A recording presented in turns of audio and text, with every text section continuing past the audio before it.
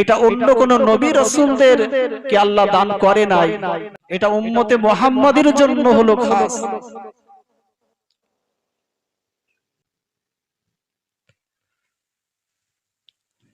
এই জান্নাত, এই জায়গাটা হলো একটা জান্নাতের বাগান। এই যে মজলিস, এটা হলো জান্নাতের বাগান।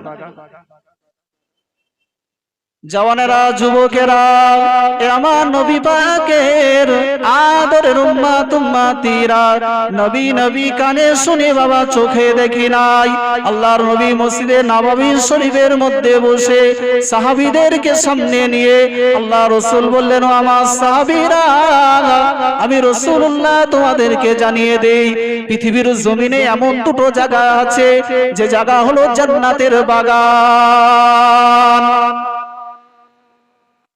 আল্লাহর নবী জানান, পৃথিবীর জমিনে প্রথম এক নম্বর জায়গা হলো মা বাইনা বাইতি মিম্বারি রওজাতিন মির রিয়াদিল জান্নাত। আমি নবী আমার মসজিদ থেকে নিয়ে আমার রওজায়ে আকদাস পর্যন্ত এই জায়গাটা হলো একটা জান্নাতের বাগান। দ্বিতীয় নম্বর, পৃথিবীর জমিনে যেখানে আমি আল্লাহ আমার কথাবার্তা হয়, আমি নবী আমার কথাবার্তা হয়, ওই জায়গাটাও হলো জান্নাতের বাগান। জোরে বলুন সুবহানাল্লাহ। এক নাম্বার হচ্ছে যেখানে আমি নবী মদিনা শরীফের মসজিদ নববী থেকে নিয়ে আমি রাসূলের রওজায়ে আকদাস পর্যন্ত, এটা হলো জান্নাতের বাগান। জোরে বলুন।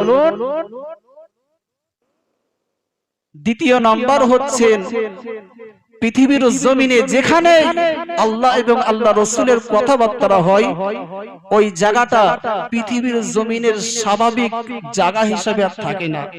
আল্লাহর মালায়েকা ফেরেশতারা ওটাকে জান্নাতের বাগান বলে ঘোষণা করে দেয়। জোরে বলুন।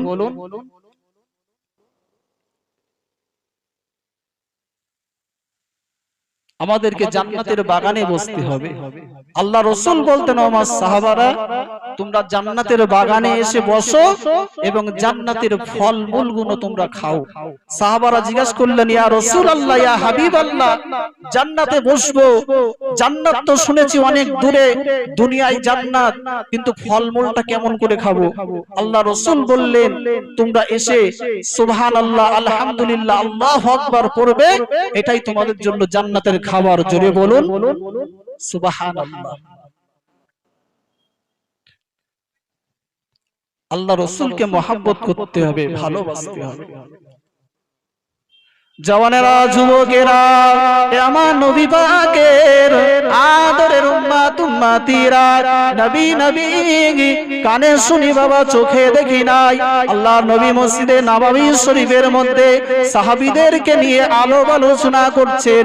এমন সময় আল্লাহ রাসূল সাহাবীদেরকে উদ্দেশ্য করে বললেন, আমার সাহাবীরা, আমি রাসূল তোমাদেরকে জানিয়ে দেই, তোমরা নিজেদের বিবি বাল বাচ্চা, আত্মীয় স্বজন, কলিজার টুকরা সন্তান, ধন সম্পদ থেকে আমি রাসূল